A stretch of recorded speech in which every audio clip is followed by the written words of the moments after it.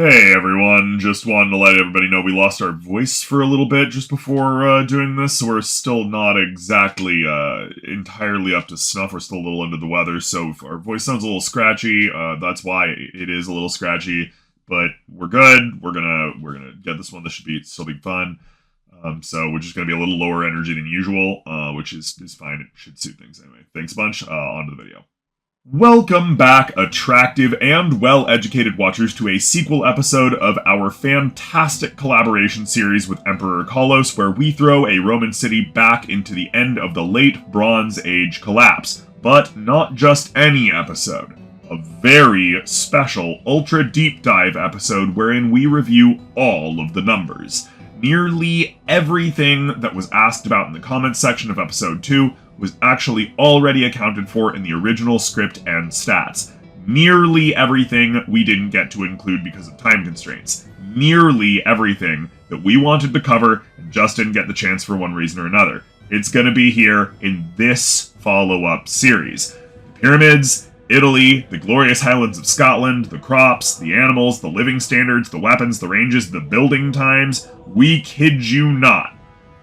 We're just starting on this script, and we've already come to the conclusion that it might end up leading to the longest video on our channel to date. We might just have to pull a third Odyssey and cut it into 2 pieces. We don't know yet. Suffice to say, just our notes for the first 2 episodes, which we'll be building this episode off of, were enough to make an entire script all their own. Pages and pages of historical research compiled into one document for the sake of general reference and convenience. We know everything, and we're learning more every single day. Not generalities anymore, but specifics. And most importantly, we freely and eagerly invite all accredited historians to roll on over here and give us a good infuriated strangling in the comments section to correct all of our hideous mistakes. Links required, though. We don't just roll on ChatGPT for our info. We seek out scholarly articles and archaeological surveys. Give us the data.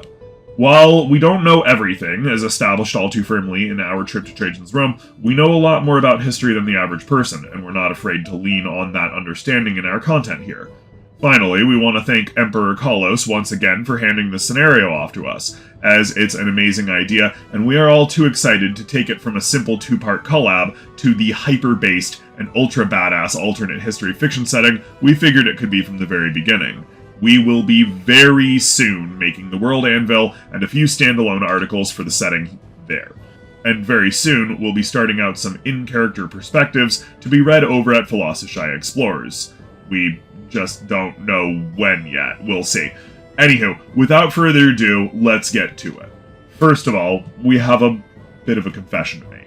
The numbers we use for this are a bit bigger than we ended up showing, and that was because of extensive research into general demographics in Roman society that did not make the cut for the final video.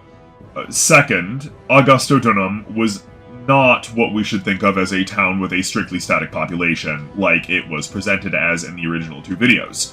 In actuality, such a town was placed in the middle of a major trade route, had the largest theater in the region, set itself up as a major metallurgical capital of the Roman Empire as a whole, and even has a modern archaeological title of the University Town of Gaul. People were constantly flowing in and out of the city on a seasonal basis, and, at the most packed of times, it might have been reasonable to see over 100,000 people within the city limits. Furthermore, this was the ancestral capital of the Aedui, and while that tribe was basically entirely Romanized by this point, it merely stands as yet another reference point that this city was a big deal. It had numerous temples, flowing water taps, over 100 schools, and correspondingly highly educated populace. Literacy among the people of Augustodunum might have been as high as 50%, and the town had, according to record, a huge set of very impressive walls for the time. They even had a fucking pyramid. This was actually one of the most important cities in Gaul, and the quality of life there reflected it. And what sort of people lived in this city? Well, probably something along the lines of 90% of the Roman public belonged to the farmer class, and if we were including a much wider area, we could absolutely still include this. However, considering that we're mostly taking the city itself and not much of its outlying area, the sheer bulk of the farmer percentage can probably be lowered down to something closer to around 65%.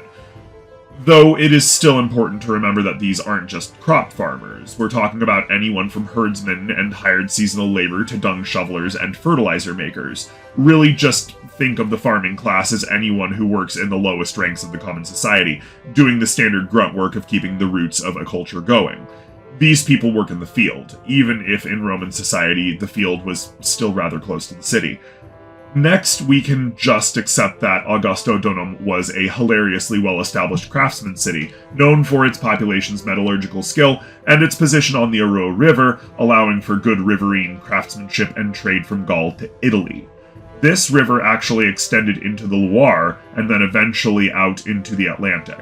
20 miles to the east, as the crow flies, the Saône offered direct transit to the Mediterranean. A few dozen miles of road being all Augustodunum needed to connect the Atlantic to the Mediterranean through their own community, even as the Loire tends to be a bit meandering. And this sort of geography would have brought many skilled craftsmen of all sorts from all over Western and Southern Europe, either arriving at the city with purpose, or just constantly passing through. This all being said, we're opting to give Augustodunum about 10% of their base population in craftsmen, and around 9% of the Roman Empire during its height were slaves, and so, of course, we will establish the same amount of Augustodunum's population as such. Now things start to break down a bit more. Up to 5% of the permanent population might be consistent entirely of dedicated scholars, scribes, researchers, poets, historians, etc. This is only the case because of Augustodunum's established reputation as a highly erudite community. Around 5% of the permanent population is probably something akin to a merchant middle class. This is not merely someone who has a shop stall in front of their house, as those are everywhere. Instead, we are talking about money changers, lenders, accountants, couriers, and even what we might identify in the modern day as bank messengers. Because yes, the Romans did have a rudimentary system of what we in the modern day would call banking, although it would again, be extremely primitive compared to what we have now.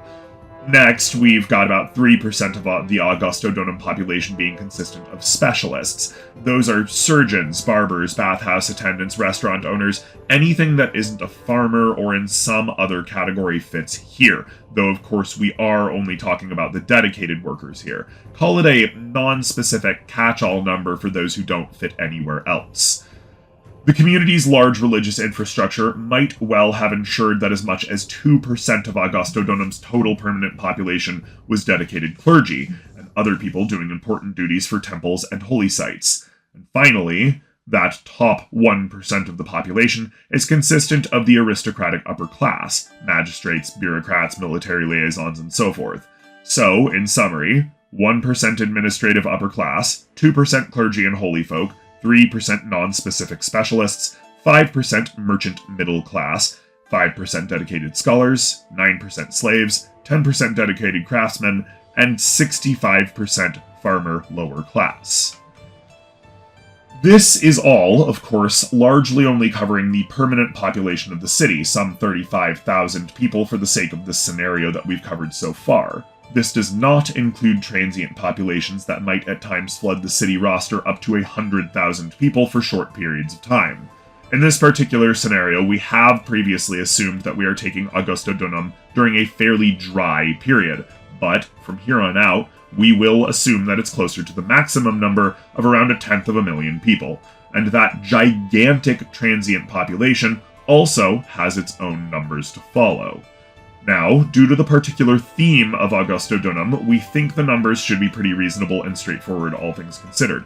That being said, anyone watching should really take everything we say here with a huge grain of salt, and ultimately put it all down to us making a fun scenario for all of you great watchers to continue, in honor of the poll that was taken just a short while ago. A long, immersive, and hopefully educational scenario for everybody to enjoy on their off time, or while they're, doing their dishes or falling asleep or something like that. So we're just going to lay it out there and hope it makes sense to everybody. Transient populations in the city are broken up as follows. 30% dedicated scholars, 15% metallurgical craftsmen, 10% other assorted craftsmen, 12% slaves, 13% spiritual pilgrims and clergy, 10% merchant middle class, 5% civilian specialists, and 5% traveling farmer lower class. As you can see, given the historical reputation, Augustodunum would pull in a lot of craftsmen and dedicated scholars, alongside a fairly reasonable amount of clergy and merchants, considering it was already a fairly hallowed town and was on a main trade route. Naturally, there are always some farmers wandering around a given countryside looking for work, but this is a fairly small number, same with the standard civilian specialists. So, in the future, we'll account for this in the progress of this setting. While they have a hilarious amount of very real engineers, specialists, and capable smarties, they are running more than a bit low on land management and food production. Fortunately, Romans viewed agriculture quite highly. It would not be difficult for many of these to start doing day labor in the fields while they spent their afternoons continuing their research and crafts. We are, of course, neglecting some of the more special aspects of the town, but only for now. The reason for this will become quite apparent when we get there, but first we want to pull away from the civilian life and look at the legions we have stationed around Augustodunum. For the sake of the scenario, the original description had 2 legions, with one being recently retired and settled in. That being said, apparently it was a thing that there were 2 active legions simultaneously stationed at Augustodunum. Given the inflation of the local population by way of transients, it's reasonable to assume that this scenario has such a thing going on. One will be a new legion, and the other will, of course, be the Lost Legion, Legio 9 Hispania. In our research, we've even found that this legion might have even been stationed in Augustodunum anyway, so this is how the 9th Legion disappeared. It was transported back to the late Bronze Age collapse. Obviously. So let's talk about the 9th, or at least our interpretation of them, for the sake of this particular scenario. You see, we did hilarious amounts of research figuring out what the composition of a really nice legion actually looked like. We like to think of a legion in modern culture as around 5,000 fighting men, and that was true on paper, but in reality there was so much more to a Roman legion than just the legionnaires. In fact, the Roman legion was quite a bit more flexible and composed of many different units. And we think that this breakdown of the legions we're sending back is going to put into perspective exactly the sort of advantage the Romans have over the Bronze Agers they'll be arriving in the presence of. First and foremost, let's talk about the main force. These legionnaires are exactly what you want to think of. Big shield-holding, gladius-wielding, helmet-wearing guys in red that link up and get stuck in. And the main force of a properly stocked legion might have as many as 5,120 of them. Naturally, numbers never quite got this high, as it was a rare day in Rome when any legion fought at its absolute best. But that's what we'll do for this particular scenario for the sake of keeping numbers consistent. On top of that, they would have gotten around 120 light cavalry, probably wearing lorica squamata and wielding lances, spears, small shields, javelins, and spatha. These guys would have been mostly used as scouts to locate good positions for fortification, but cannot be underestimated in a pitched battle. Their horses are something along the lines of 140 to 150 centimeters tall, and can perform great leaps, sharp turns, and have fairly wide hoofs for the sake of meandering through rocky terrain. These horses aren't terribly specialized like our own modern horses, but they are particularly useful for what they do, able to take care of all manner of tasks asked of them without worry. Most of all, they're bred for endurance and awareness, being the first line of defense against ambush and deception while the army is on the march. But they are not the only horses in the main group. Trajan's reign brought information from Parthia and, with it, a comprehensive shift in cavalry doctrine among the Romans. Impressed by the heavy cavalry of Parthia, Trajan adopted some of their gear and created the Cataphractarii, which this legion has one cohort of as a special addition to its main force. 480 men sit atop 160-centimeter tall horses, bred for war and aggression.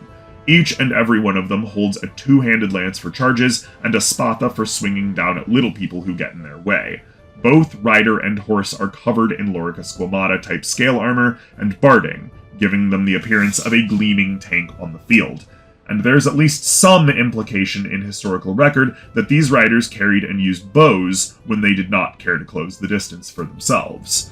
Hellishly powerful, highly armored, imposing to look upon, and utilizing both ranged and close quarters combat styles, The Roman cataphractari was the tank of the day, able to plow into enemy formations from the flanks and break them to allow the legionaries to get close and stuck in to tear their foes apart.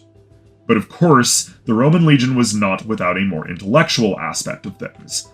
A single legion had engineers to make siege weapons and maintain defensive positions, and those engineers had animals that they needed to pull things along. We'll get to the animals later, but suffice to say we can start out by establishing around 650 engineers for the legion and 100 muleteers to handle the beasts of burden they require. Unlike most of the logistical workers and non-combatants, these particular support troops are trained to fight in case they are put under attack, and they handle 10 ballistae and roughly 60 ballistae of the legion, the latter of which can be fired from the back of a donkey by a single man. Mobile artillery in the 2nd century.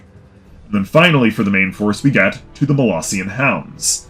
While the concept of a proper military dog wasn't officially developed until America toyed with the idea during the Civil War and perfected it in World War I, it was all too common for Roman legions to have mascots and companion hounds, guards, and trackers. The Molossian hound was probably not a specific breed, but rather a class of dogs selected for specific traits, included but not limited to size, ferocity, loyalty, and endurance. Laconian hounds, from Sparta and her surrounding areas, were often sought out to crossbreed with Molossians to nurture courage and increase endurance all the more. While our trip to Trajan's Rome emphasizes that modern livestock guardians like the Great Pyrenees and the Tibetan Mastiff are literally 2,000 years more advanced and bred to purpose than anything Rome might have, the Molossian hound, as can be seen from actual statues of the things, were incredibly impressive specimens that would be able to provide a sense of advanced sensory detection and add extra awareness to a traveling legion. And while their training would be mixed and inconsistent at first, most of them more like personal pets and mascots than real military canines, they're still a perfect addition to the actual combat duty roster of a time-displaced Roman legion. So for the main force, in total, 5,240 legionnaires, of which 120 are light cavalry scouts, 480 cataphractrii, 650 engineers, with wheeled 10 ballistae and 60 ballistae, atop donkeys led by around 100 muleteers, and supported by around 240 Molossian hounds. That's 6,470 fighting men and their faithful doggos. But a legion is not merely its main force. During the height of the Roman Empire, there were around 165,000 legionnaires in the army, but there were 220,000 auxilia. And it was a fairly commonplace thing for every man in the main force of any given army to be covered by a man in the auxilia. So we can safely double the strength of any legion we have, at least in manpower alone. But this is where the type of soldier starts getting a bit more complicated, as we had to actually go into some heavy research to try and find out the types of auxilia units in the Roman Empire used, and exactly what size and composition those units tended to be. Well, fortunately, there was some very capable standardization back then, which helped us figure things out. Most units were of specific sizes, at least at full strength, so try to follow here. First, we need to take the standard for a good legion. A unit of 720 Numidian-style cavalry. These guys had been serving in the Roman military for centuries. They were a solid, highly skilled group of mercenaries with lances and small shields. Sometimes they had slings, but most importantly, they had no armor. While this left them vulnerable, their horses were also extremely slim and dexterous, allowing devastatingly fast and flexible strikes that would come seemingly out of nowhere while the Romans were already pinning down the enemy. Just as much as stable as the Numidians are the 720 mounted Cretan archers who had been used by the Roman military since the 2nd century BCE. Wearing lorica squamata, leather caps, and small round shields, they were known to use small axes if they got stuck in combat, but, more importantly, they used the bow. Some reports even implied that their bows were long and asymmetrical, but we're not really going to focus on that in any way for this particular scenario because it's extremely flimsy records and it doesn't really matter for the sake of this scenario. Long story short, they could fire really good from horseback, often carrying out up to 10 shots a minute with accuracy up to 300 yards. Their mounted capacity also made them a highly maneuverable missile unit for the Roman war machine that really just wasn't represented anywhere else in the Empire's arsenal. Next, for the sake of things, we'll toss in 1,600 medium infantry in the form of 2 units of 800 Gallic infantry apiece. Functionally a step down from the Roman heavy infantry of the legionnaires, they used large oval shields, lorica hamada, and simpler helmets than their official Roman counterparts. While the spear was the standard weapon of their number, they mostly used the same type of gear as the legionnaires whenever possible, as Roman weapons were standardized and higher quality than what they had back home. Coming down to the mixed units, we're including a light skirmishing unit of 1,040 men, composed of 800 light infantry and 240 Numidian cavalry. Now, these light infantry are the velites, and their existence at this point in history is a touch speculative. It is said that they still existed during the time of Trajan's Parthian conquests, so we're going to trust that they'll be there and just sort of work with it for the future. If you haven't already watched the hilariously adorable Centuri-chan videos explaining what they are, the velites are a light skirmishing infantry unit that functioned as a sort of scouting screen. Most of them were from the lower classes, so they had a gambeson and jerkin for their armor, sometimes with small plates on them, and they used basic javelins and gladii to fight back against enemies that they couldn't defend against with their 90-centimeter round shields. Their metal half-helms historically are shown with wolf heads on top of them, but this might have been something of an embellishment. The comments section is free to inform us exactly how standard it was to stick dead animal heads on your head during combat. Even though they lacked staying power, their ability to act as a flexible screening force alongside their companion cavalry makes them into an important asset of the incoming legions. Next, their foil in the Auxilia will have a force of 1,040 in a mixed unit composed of 800 Gallic infantry and 240 cataphractarii. They are just what they are above, merely more. Second to last, we get another classic Roman staple since the time of the Republic in the form of the Balearic slingers. Raised to kill their own food or go hungry and trained to use the sling from as early as they could walk, the Balearic slingers were known from all over the Roman world as the best long-distance marksmen known to man. While they carried javelins, short spears, and small round shields, they had no armor to speak of and were not meant to get into pitched combat. Their real advantage came at range. Carrying 3 different slings at any time for varying ranges, the Balearics could accurately put 7 one-pound bullets a minute into your skull from 400 yards away, and they'd take special care to choose exactly what sort of bullet they wanted to kill you with, be it stone, lead, or terracotta.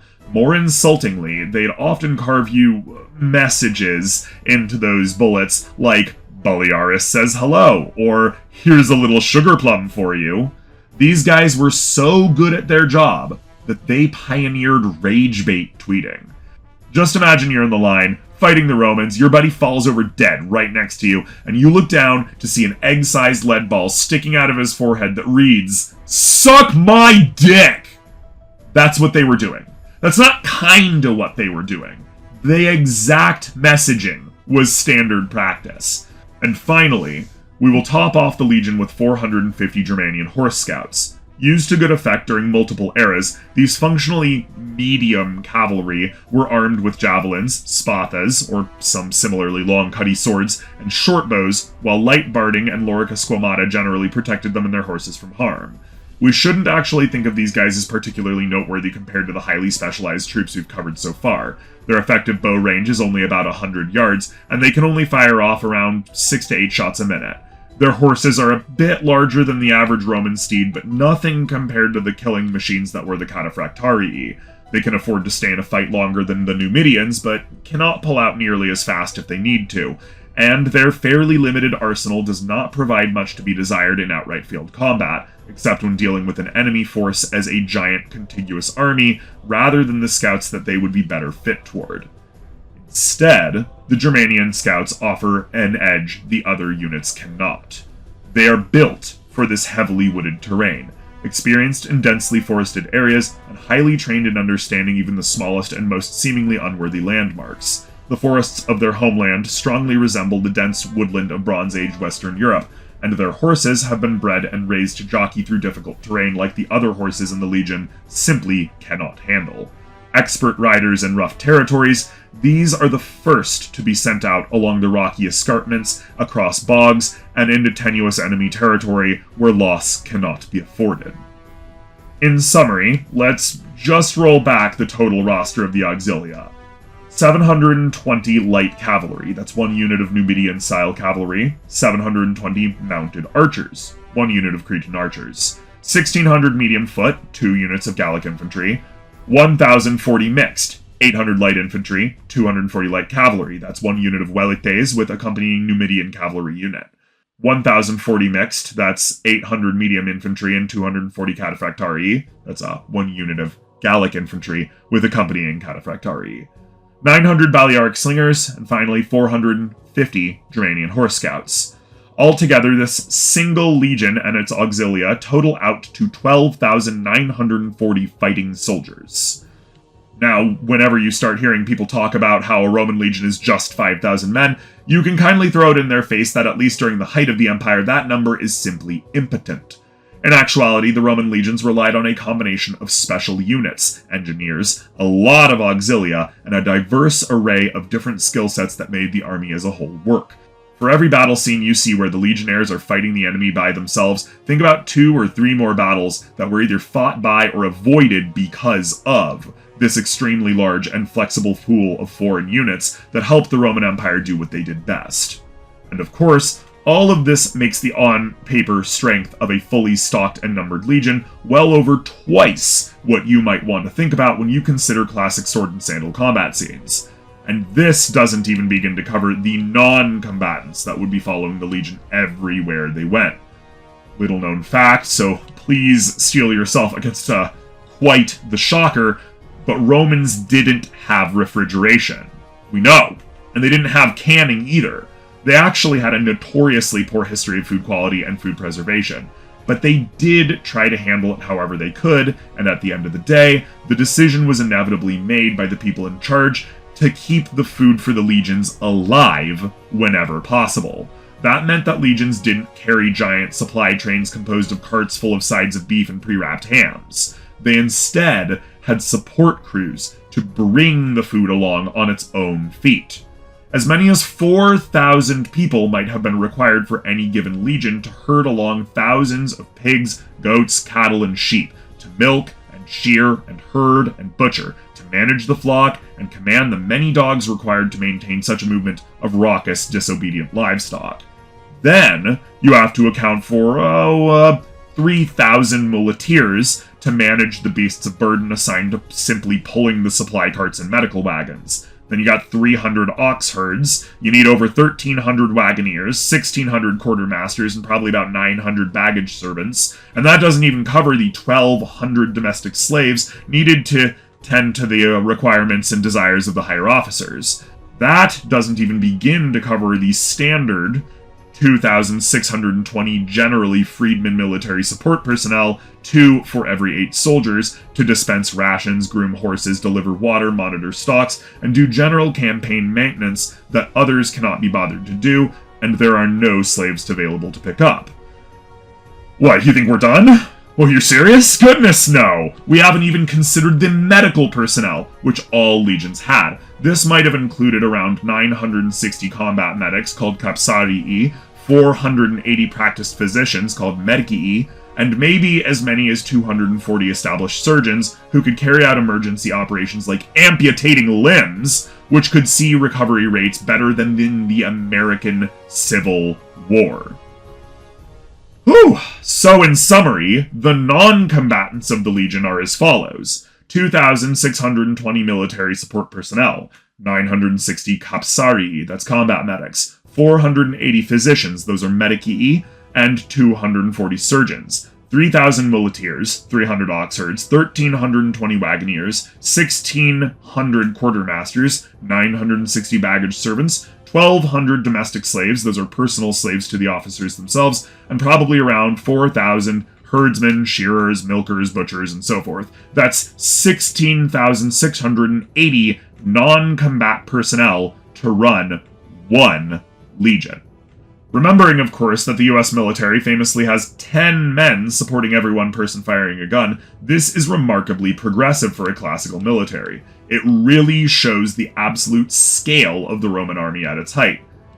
And this doesn't even cover the animals and camp followers. Roughly 50% of all soldiers at permanent stations, which Augustodunum was, had legally unrecognized wives. Marriage was illegal at the time for soldiers, but of course they still did it. Those wives and their children would follow behind the legion and do odd jobs, though mostly they would just stress the local economies of wherever the legions went. We can assume that a conservative estimate of at least a quarter of all of the auxilia with this legion have also settled down. For good measure, let's also assume that roughly half of those wives have also had one child. So in total, this amounts to around 7,280 family members that follow the legion to stay with their husbands and fathers. And around 1,000 dogs belong to them of varying build and temperament, though it's fair to assume that most of these are standard middle-of-the-road dogs. Nothing to write home about, but a perfectly solid companion all the same. You know, just a good doggo. Finally, and yes, of course we're not done, we have assigned 2 merchant companies to each present legion, which we gather from scattered sources and are welcome to be corrected on, was fairly standard. Augustodunum, as mentioned before, was the center of a big trade route, and it would be all too reasonable for merchant companies to go on by. These guys were pivotal in the running of Rome's economy, and just as in the Middle Ages and the modern day, the classical period had all too many opportunists looking to make a quick buck on the army. Altogether, these merchant companies would have provided a vast array of goods and services to both the administration of the military they were following by way of helping to bolster rations and maintain a capable labor force, but also to the common folk in the form of performing basic maintenance and replacing lost gear for a generous price. They also had no shortage of extra food following them around, able to be used in an emergency if need be. Most merchant companies who could afford it also had a plethora of exotic animals and people to train and handle them. All in all, the roster of the 2 collective merchant companies that follow our 9th Legion is as follows: 5,000 muleteers, 5,000 ox herds, 2,400 wagoneers, 300 dealers and merchants, 40 diplomats and linguists, 850 shepherds, 320 exotic animal handlers and entertainers, 2,000 hired guard on horseback, mostly archers and strafers, probably mostly retired auxilia, and finally 5,000-ish family civilians alongside the caravans. This comes out to a hefty 28,190 camp followers per legion alone. Literally an entire city of people by Roman imperial standards just moving about the countryside, following the army. And the total human number is something along the lofty lines of 44,870. That's nearly 45,000 people to amount to one Roman legion. As you can see, support members outnumber the fighting men nearly 2-to-1 in this roster, and each and every one of them is absolutely necessary. This doesn't even begin to cover the long logistical supply lines that would snake out behind an advancing force to stalk it over the course of a much longer campaign. Because after all, this is a permanent stationed group at their own home city. Then remember that we have 2 legions, for a grand total of a military force nearly the same size as the city at its fullest. Nearly 90,000 people for 2 legions stationed at the city of Augustodunum. These forces would have dedicated a lot to the local economy, and would have been seen as regular members of the community for their tenure, considerably inflating the actual numbers of any city they happen to be stationed in merely by their presence alone. So often do we think of the legions as universally armed and armored fighting machines composed of perfectly standardized, interlocking military combatants. But we hope this gives all of you a bit more perspective on exactly what it takes to make a classical army work. It really puts into perspective why the Roman Empire was never able to field even 500,000 fighting men, even at its biggest. It only had 70 million people, after all. Well over 1% of their total population was either going to fighting or to directly supporting the people fighting. If we include things like the camp followers and such, that number skyrockets to something more like 3% of their entire population dedicated to fighting, supporting those fighting, or following those fighting. And what were all these muleteers and ox herds, exotic animal handlers, and farmers working with anyway? Well, we're glad you asked, as the city and the legions have their own separate groups of animals to worry about. One thing you might know about Roman life: was that it was very much about spectacle. There was an abundance of exotic animals, and the Romans loved keeping them around, looking at them, taming them, sometimes even training them, and whenever they could get away with it, killing them. One thing you might not know about this is that it was often the Roman legions themselves who gathered these animals up. Roman officers thought that the unpredictable, wild attitudes of various animals made for good training and encouraged their legionnaires to collect these valuable animals whenever it might be prudent. If nothing else, it's good for entertaining the boys on a long campaign. And Augustodunum, recall, has a theater that can seat 17,000 people. There's no fucking way that animal spectacles aren't held here all the time. And there's no way that the merchant companies following the legions don't also carry tons of weird and wonderful critters from all over the known world, if nothing else than merely to sell them to the highest bidder, but also potentially to gain notoriety and friendship with the higher officers of a legion by buttering up the troops with entertainment. The city itself, for the sake of said theatric spectacle, might have something along the lines of the following for entertaining its people, especially assuming that we're taking Augustodunum at its fullest and most busy time of year. 60 elephants, 50 baboons, 5 Caspian tigers, 20 Barbary lions, 20 giraffes, 60 Atlas bears, 4 white rhinos, 100 zebras, and 2,000 ostriches for spectacle shooting, this was very common, and various deer and antelope, literally thousands also for spectacle shooting, again, extremely common at the time. The merchant companies, per legion, who we'll say are coming in from a tour across northern Africa, also bring the following: 2,000 Bactrian camels, 1,000 dromedary camels, 3,000 mules, 3,000 oxen, 5,000 long wool sheep, 2,400 goats, 640 guard geese, 1,280 herding dogs, 1,400 ostriches, 300 Alexandrine parakeets, 230 trained Barbary macaques, 120 cheetahs, 45 lions, 22 elephants, 12 giraffes, 10 African painted dogs, and 7 Atlas bears. Each legion might have also brought something like the following: 5,000 pigs, 3,000 goats, 1,000 alpine cattle, 1,000 long wool sheep, and 500 good herding dogs. And before you ask, yes, all of these strange and exotic animals are things the Romans had access to. We'll never forget the experience of reading about Galen ordering shipfuls of Barbary macaques to do hideous, fucked up experiments on to write about all his completely bogus medical nonsense. Yes, gonna point your attention at that again, because Emperor Carlos has always been big on pointing attention to the fact that Rome had water taps. Well, Rome also had mail-order shipfuls of monkeys. Presumably by the barrel, we can only imagine. If you had the money and the right connections, just as in the modern day, you could mail-order hundreds of random exotic animals and have them delivered across the Mediterranean from their homeland of choice to your door. And people did it. All the time. Generally speaking, we like to joke that the past was the worst, but by the gods, dude, in some ways they were so far ahead of us. But what about more standard animals that aren't explicitly used by the military or whatever? Glad we hallucinated you asking. That leads into our collective research about exactly what the Romans had in the field of agriculture as opposed to the natives of the Bronze Age. Here we'll be getting an actual direct comparison to judge the haves and the have-nots. That being said, the lists are going to be lofty, so we're going to just put them on the screen instead of bore you with direct oration as we've done before. So direct your peepers for once to the screen, and we'll show you first the animals that the Romans are bringing back in time, that being the farm animals and the like that Romans raised in their communities like Augustodunum. For the sake of convenience, we'll be marking the animals not present in the Bronze Age Western Europe with check marks. This will show you what the Bronze Agers have when the Romans arrive and what the Romans are introducing.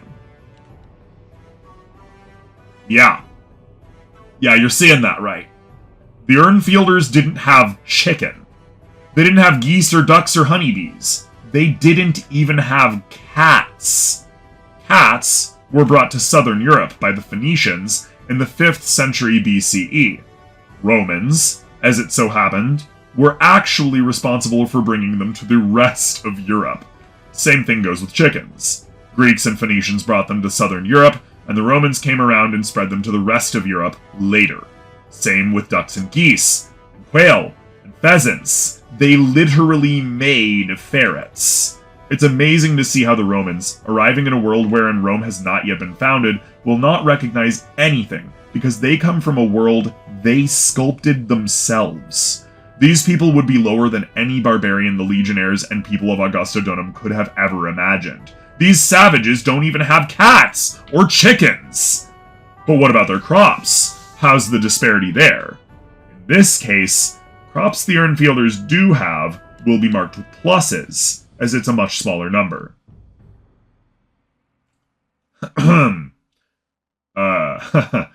If anything, as you can see clearly, it's even worse. The Urnfielders have domesticated a lot of things we would recognize even today as tasty and delicious, if admittedly a much smaller and less bountiful sort of breed. They've got those delightful staple crops like wheat, barley, rye, apples, pears, broad beans, oats, peas, and hazelnuts. Plenty of things to run a society on, honestly. But it pales in comparison to the total seed arsenal Trajan's Romans bring to the table. They have everything that the Bronze Agers have and more. Better varieties and more bountiful cultivars. Perpetually harvesting tubers like skirret and even the African yam, though jury's out still on if this tuber was actually accessible to the Romans, could give them a much more complete nutritional complex, while the Romans also had various nitrogen-fixing crops like clover to improve soil quality, and knew that the plant did just that. More than that, Romans regarded farming as, quote, the delightful life, unquote, rather than some horrendous chore they did merely for survival. They loved herbs, spices, vegetables, and competitively breeding new varieties of crop so that they could eat their favorite foods year-round or in otherwise inhospitable locations. Their love of farming and gardening was so great that they even invented greenhouses. Developed during the reign of Emperor Tiberius, wheel-bound greenhouses could be moved out into the sunlight during the day and then moved into warm storehouses during the night to ensure that Emperor Tiberius always had cucumbers to eat. Though Romans had invented glass blowing and knew how to make clear cast glass sheets for windows, they also used selenite crystals for these greenhouses. While not common, it was still a technology that had been in use for nearly 100 years, and the scholars and craftsmen of Augustodunum would have been able to easily construct such things in the Bronze Age if they wanted to.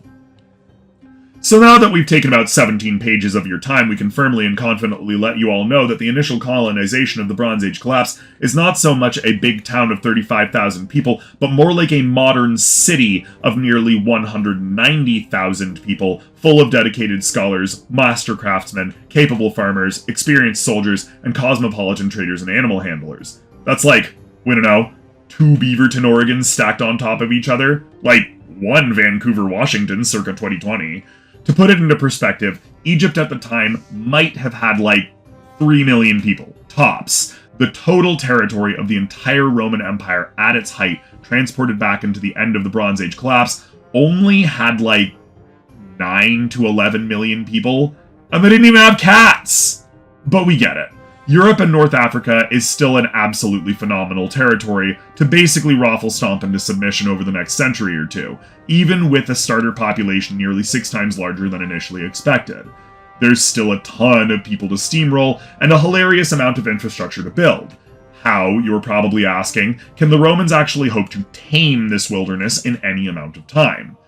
Well, that's just not too much of a problem, honestly. You see, the legionnaires, the soldiers of the empire, were also their infrastructure brigade. They built the roads, the bridges, the aqueducts, the castras, the ports, the walls, the canals, the towns. These guys were equal parts National Guard, primary military, and Army Corps of Engineers. And we know you're already over here like, yeah, but it takes years to get infrastructure built in Europe these days. How could the Romans, without any electricity or power tools and excavators, do better than we do in the modern day?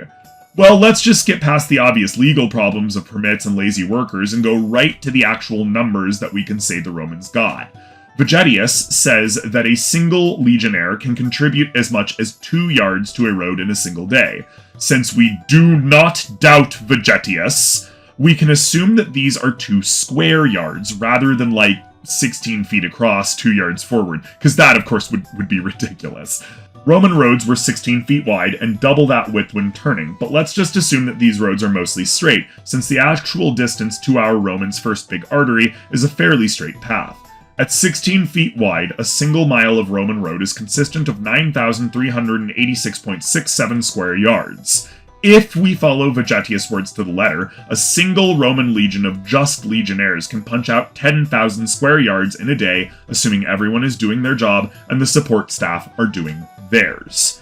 Therefore, just building a road to the Saône should only take 19 or 20 days. That's 20 miles of road in just under a month. Now, once they get to the river, the numbers become even more ridiculous. On average, a boat could be towed around 4.3 miles an hour upriver by oxen wandering along the shore. Traveling upriver by oar would bring you about 30 or 40 miles a day, and traveling downriver by watercraft could get you 40 to 70 miles a day, depending on if you have military assistance. 20 miles to the Saône is exactly 1 day of easy marching for a Roman legion, of course. And then it's 260 miles downstream into the Rhone, and then into the Mediterranean, taking exactly 5.3 days of travel, assuming 60 miles a day. Assuming 30 miles a day back upstream, it'll take 15 or 16 days for a total round trip to the Mediterranean and then back to Augustodunum after the road is built to the Saône. And what about the Atlantic? Well, the Aere River runs straight through Augustodunum, and it would have in this alternate timeline as well. It's 60 miles to modern-day Dagoin, where the Aere joins the Loire River and then proceeds 520 miles to the Atlantic Ocean. It takes 9.6 days to make this journey to the ocean by the metrics covered above. The return trip takes twice this, at 30 miles a day oared upriver. This means a total round trip from Augustodunum to the Atlantic Ocean and back takes only about 30 days, assuming a slightly leisurely pace. And naturally, these would be the first routes of exploration the Romans would take. Building a road just to the Saône would take about as much time as it would take to get to the Atlantic and back, so we could absolutely see a legion going one way and another legion going the other. A Roman castra would be constructed, or torn down, in just a few hours, but permanent forts like Vindolanda took a couple years to properly erect, what with reservoirs, bathhouses, stoneworks, etc.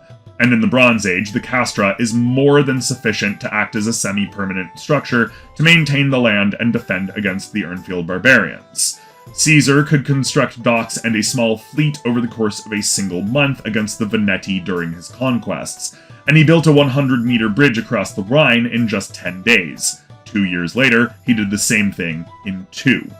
And during the reign of Emperor Claudius, a single legion was able to build 60 miles of aqueduct in only 2 years. That's 2.5 miles of aqueduct a month, able to repair Augustodunum's water delivery conduit in only a few moons. What's more, Claudius ruled over half a century ago, Caesar nearly 2 centuries ago.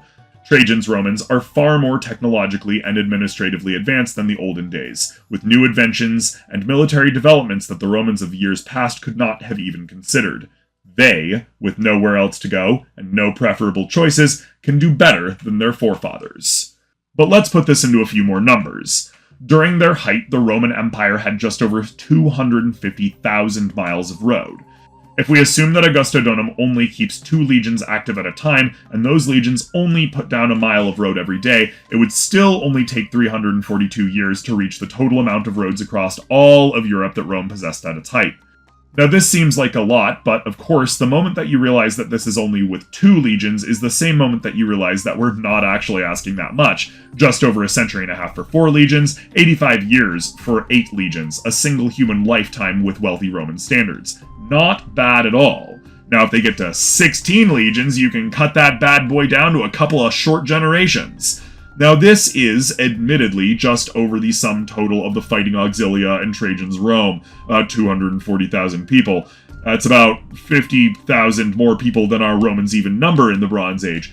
But it's not untenable considering the way that these Romans are going to be able to take over, especially when we remember that not even half of that number will ever be expected to fight, even after removing all of the camp followers, who would not be seen as nearly as important or highly regarded as they would have been in the Old Empire. In such a huge, unknown land, a soldier is not expected to leave home for more than a month or 2, so his wife and progeny can gladly stay back behind the beautiful walls of Augustodunum, where it's safe from the barbarians. There's nobody to trade with, so the merchant companies would best use their skills at home to stabilize what economy Augustodunum can be said to maintain. All in all, this gives the legions all the incentive to focus on expansion and integration of the native tribes. But we keep talking about how easily they're going to be able to take over, how hardcore they'll be compared to the Urnfielders they'll be encountering. We can't be serious, can we? Surely the standards of combat between them can't be that different, can they? Oh boy, you don't even know, do ya? So let's start with the best thing the Urnfielders have against the Romans, the sling. Wildly, the Urnfielders probably had a similar range and perhaps even a similar rate of fire to the Balearic slingers. Slings, as it so happens, are basically the same devices they've always been.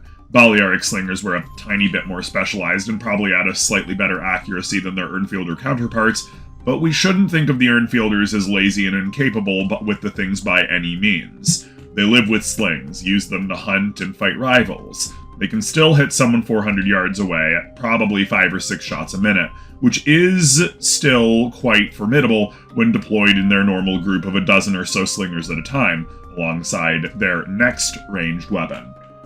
Bows. These primitive self-bows would be extremely rudimentary compared to what the Romans had at their disposal. Able to clear 130 to 180 yards, they could probably get something along the lines of 5 to 7 shots a minute in the general direction of the enemy. When we compare them to the short bows of the Germanian scouts, we see they have a fairly decent range advantage while the Germanians are getting shots off a tiny bit faster.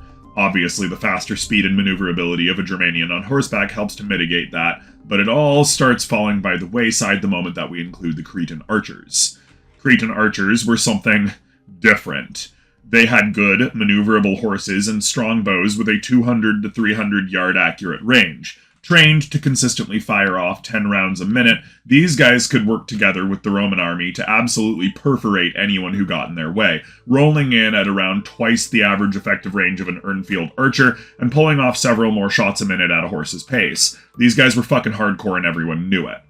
Now, of course, we start falling back into the closer range increments, as the Urnfielders still threw spears like the Romans threw pila.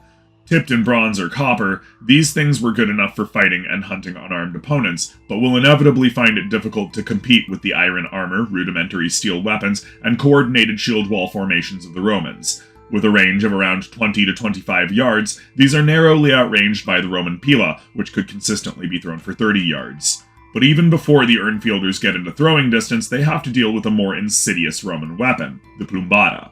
A war dart by any other name, the plumbata was a devious little device of destruction that could be thrown in any number of interesting ways, and always ended up righting itself so that it hit head-on. An ingenious design that used a ball of lead on the head to add weight and mass, most legionnaires and anyone else suited to throw javelin might have as many as 5 of these. Even if some barbarians try to close the distance in a charge with their bronze swords, spears, axes, and maces, they'll be full of holes before they get there. So let's consider greater ranges. The Urnfielders didn't have anything that allowed them to attack anyone at ranges greater than around 400 yards, but the Romans had an absolute armory of fantastical devices that they were using as siege weapons and field artillery at the time of Trajan's Rome. Even just at the lowest ranges of around 400 yards, we have the Caroballista, which fires 4 shots a minute, requires only 1 man, and can be used from the back of a donkey or a small horse. This is like a miniature ballista, or a supersized crossbow, we suppose, whichever you like. Not only do we know that they were used, but we know that Trajan's men specifically used them, as the Caroballista makes an appearance on Trajan's column itself, covering what he did during his conquests. The Scorpion was a slightly larger version of the Caroballista that had to be set up, but it was often set up in groups of several dozen at a time to pepper the enemy from high ground, gaining more effective range in the process. The Onager was a similar weapon that could chuck 100-pound stones at the same distance and rate of fire. These weapons could absolutely annihilate small fortifications, and if it hit a formation of people, would scatter them quite effectively. But let's now proceed into the field of range that the Urnfielders simply cannot compete against, starting with the Polybolos. It was just a bit bigger than the Scorpion and had a slightly lesser power than the full-on ballista, but it made up for it in sheer firing rate. Able to punch out 10 bolts a minute and be used in artillery batteries, these things could lay out a field of death up to 500 yards away with capable accuracy. But let's stop with all the preamble. We all know what you guys really want to see. You want to see the big daddy of all Roman siege equipment. The bad boy door knocker of the Roman legions at their best. You want the real thing. The tried and true ballista. Perfected perfected over centuries, the Romans had made the ballista into a wonder weapon of siege supremacy since before the days of Julius Caesar. The largest and farthest shooting ballistae could hit targets over 1,200 yards away, across the width of the fucking Danube. While a more standard range of around 800 yards is probably more appropriate, this is just a reminder that these things could get big. Really big. And they could fire off small logs as darts to punch through you, your defenses, your horse, your house, anything that the Romans might be displeased by, which of course, in such a situation as they have a ballista in hand, might as well just be anything that happens to get in their line of sight. If you see a Roman siege team with a ballista and it's pointing your direction, don't try to run or hide. Don't even bother to take cover. Just give up. It's the only way you might be getting out of this alive. But what if the Romans are the ones on the attack? What if they are the ones trying to take, say, a fortified Urnfield or village? Behold, the greatest and most durable of Urnfield defensive technology. Oh yeah, right. It's a good-looking place there. Now, behold, a Gallic hill fort that would have been standard during the times of Julius Caesar. Now, behold, a castra of Roman make. Can you already start to see the differences? The Gallic hill forts of Caesar's time were formidable defenses, but more often than not, Roman siegecraft was more than capable of taking down any fortified hill fort they came across. There were some particularly well-established and difficult strongholds that Caesar struggled with, but, all in all, it only took Caesar 8 years to conquer all of Gaul. Over 150 years later, Trajan's Romans have made huge strides in engineering and siegecraft. They fought considerably greater foes than Caesar's Gauls and had to face off against far stronger adversity. They come from Rome at its strongest, wealthiest, most creative, and most experienced. So when we compare an Urnfield village ready for battle against the Gallic hill forts Caesar had to tangle with, well, we're sure Caesar's Gallic auxilia would just laugh, of course, but Trajan's Romans might not even consider this place defended at all. And how might they take down these barely defended villages? Rams and towers, of course.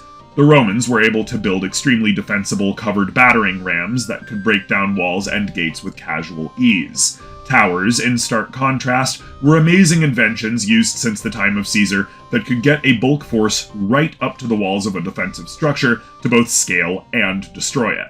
Some Roman siege towers, especially from in Caesar's time, were even designed to be considerably taller than the defenses they were built to advance upon.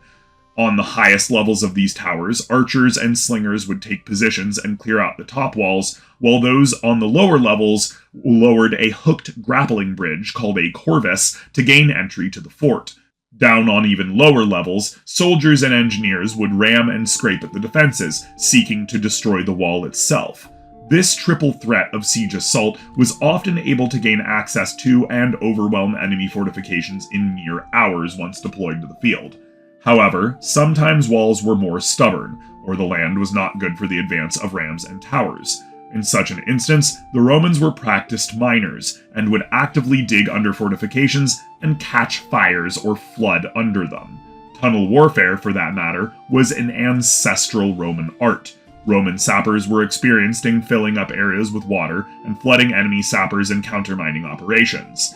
During the Third Mithridatic War in 72 BC, nearly 200 years before Trajan, the Roman Empire laid siege to the capital city of Themyscira, yes that one, and the Themyscirans creatively dug access tunnels into the Roman sapper tunnels, releasing wild animals like bears and swarms of bees on the Romans to deter them, and possibly even committing poison gas attacks.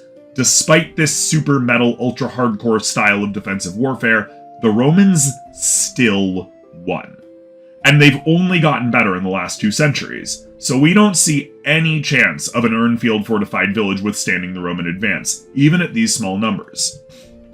And of course, none of this considers the differences in logistical and manpower doctrine. Urnfielders specialized in raids using maybe a few hundred people at a time, Most Urnfielder villages probably didn't have more than 1,000 people in them at a time, due to resource production challenges and the wide open opportunity of the European continent for someone to simply expand out and make their own village if internal conflict ever arose.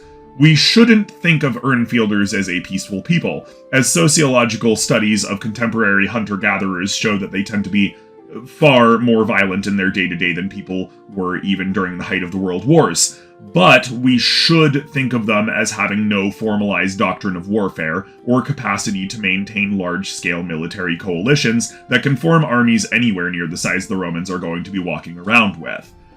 When we remember that legions prefer to stay together on the march whenever possible, it might take an entire day for the bulk of the force to simply pass an Urnfield village. Let's assume that the Romans have already marked your village as non-dangerous. It only has 400 people in it, and the Romans have more important things to do on the other side of the valley, some 13 miles away. As you wake up in the morning, wander out of your little hut, stretch and scratch, and look around at your little cattle barely larger than a sheep, some dudes on horses slowly trot by, calling out with horns and such to make sure the path is clear. Then more dudes roll by on horses to trample down the way. Then behind them, a gigantic column of people just stretches to the horizon. As they pass, you see thousands of armored men, some in gleaming metal with giant shields far larger than anything your village would ever bother with, if nothing else than out of strict practicality, as such things take far too much time to be worth their own creation, surely. Then they keep marching, and just the fighting men take hours to pass. You come to midday, the sun high, and they've just started running out of fighting men, with only guards and archers on horseback milling behind to guard the rest of the column. But it's not over, because hours more pass by with the marching of mules and pigs and cows and sheep, goats and dogs, wagons and quartermasters, screaming at various people to be careful, to watch this, to turn that way, to maintain the column properly. The list goes on. Then, men with strange machines made of bits of wood and rope go by, and then even more men come, this time with their wives, and weird animals that keep the soldiers entertained, and milkmaids, and sheep shearers, and butchers, and cooks, and this entire thing would go by nearly 10 hours before the column finally ended with the biggest, slowest things at the very back of the line. The land where they stepped is pounded flat, like a road is already there.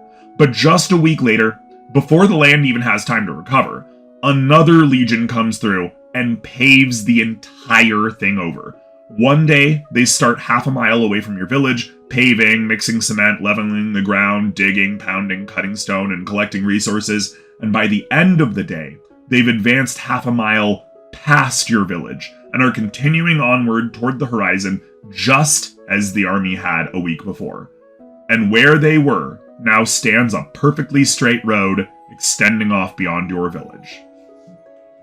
Could you even consider taking on such a force with a couple hundred men in a tribal setting? Don't get us wrong. We have evidence around 1250 BCE that the Urnfielders had the concept for very large battles in the form of the Battle of Tolenz Valley in northern Germany. This battle may have had as many as 5,000 combatants in total, making it a truly gigantic conflict for the time.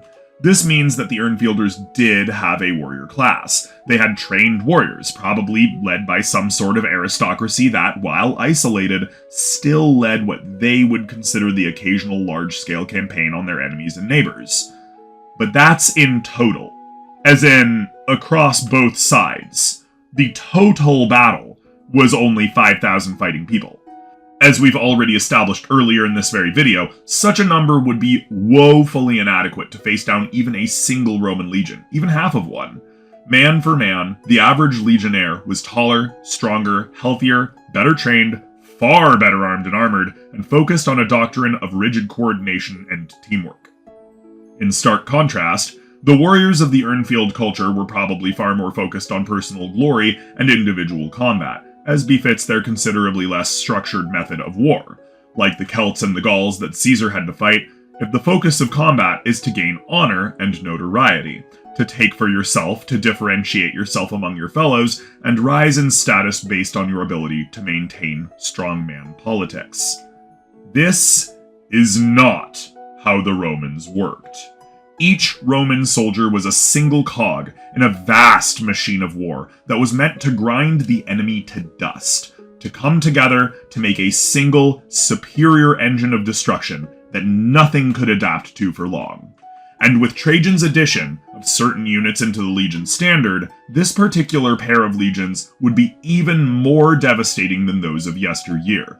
The horses for Trajan's Cataphractarii, fully armored and around 160 centimeters tall, could undoubtedly run over the few chariots that any given Urnfielder village could field, and, as mentioned before, most Urnfielder villages only had a few hundred people, making their existence fairly academic to a passing Roman legion. All in all, the Romans can outmaneuver, outfight, outbuild, outmarch, and outmatch the Urnfielders, not only across all metrics, but in any field of combat they might find them.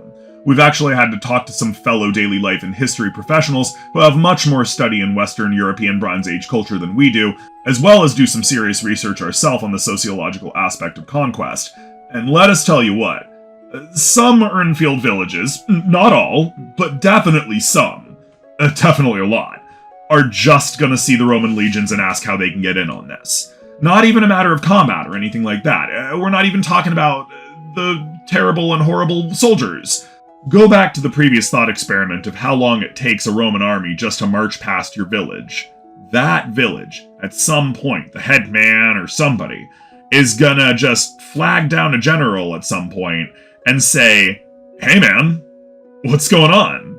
And assuming he can understand anything you're saying, which is not a given, that general is gonna be like, "Oh, nothing's going on, young barbarian. We're just breaking ground and setting down the route for a road. It'll be built through here in 7 or 8 days. And you'll go, "Wait, what the actual fuck? You're not even going to war or anything?" And the general casually goes, "Oh, nope, just some basic infrastructure. Have a nice day and enjoy the symptoms of Rome's mere presence, young barbarian." And then he'll move on.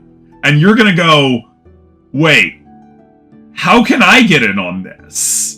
Maybe at first you're not going to see the appeal, but a couple months later some dude with a similarly large amount of men is going to come in, and he's going to have food, and clothes, and tools, and all sorts of Roman things that you've never seen before. Things you'll inevitably have to pay for. But what if you just joined them and learned to make those things yourself? I guess it's time to do as the Romans do, as they say. Fortunately, the Romans are not the horrific megalomaniacal savages that Hollywood and common popular culture tends to make them out to be. One of the reasons that auxilia had become so common was because of the hilarious amounts of benefits that Roman citizenship and residency brought. Not only were the roads well built, the bathhouses good, the engineers skilled, and the quality of life generally quite high for those living in the Roman Empire, but the pay was really good, and it was absolutely guaranteed to arrive on a regular basis 3 or 4 times a year. The medical support was better than any in the world, and the average losses in battle were pretty low, especially during the time of Trajan.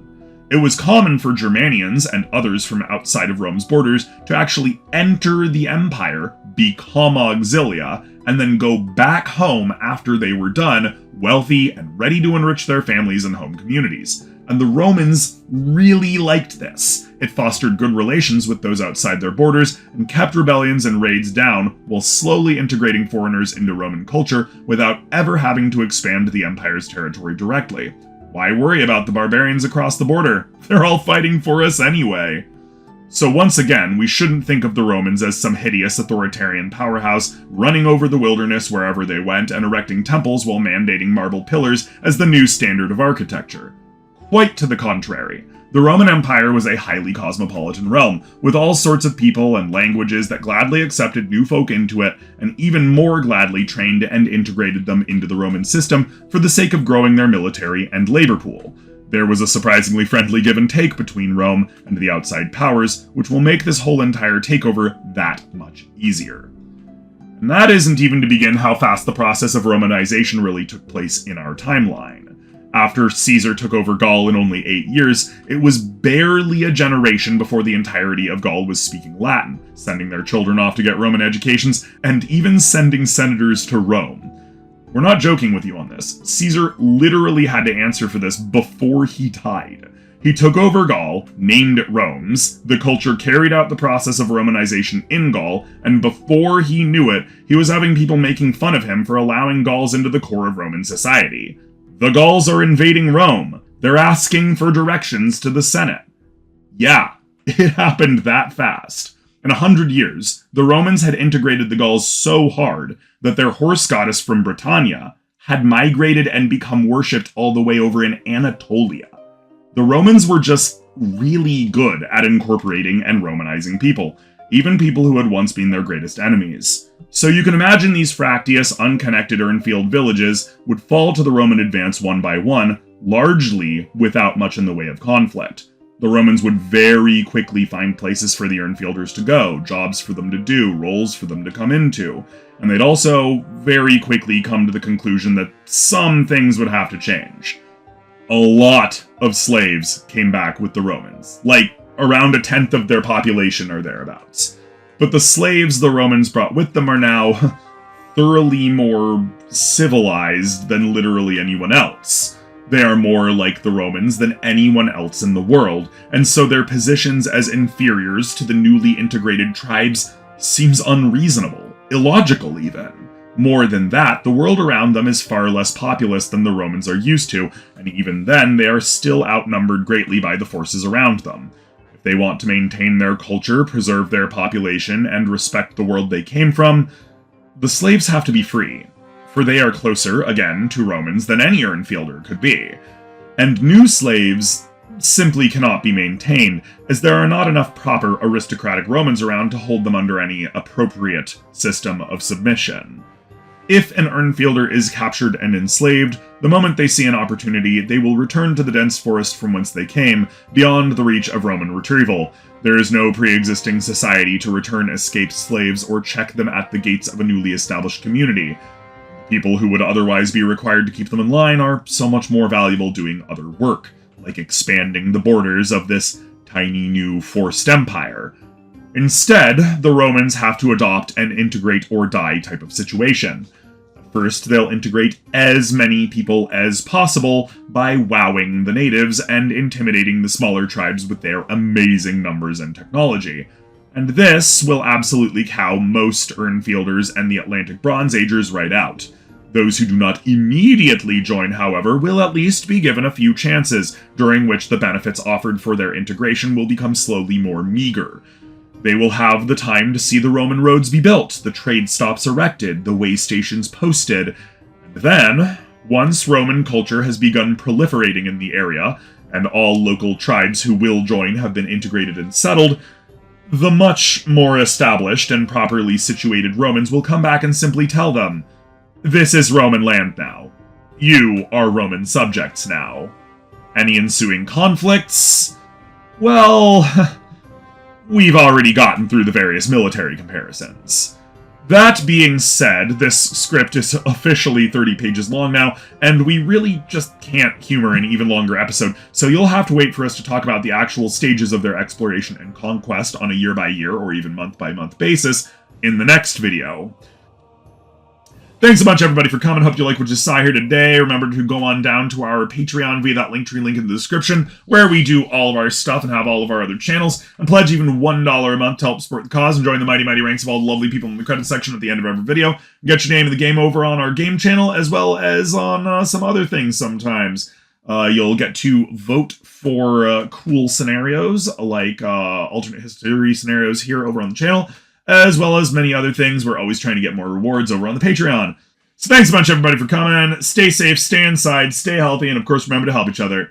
Vote progressive, vote Bull Moose. Bye!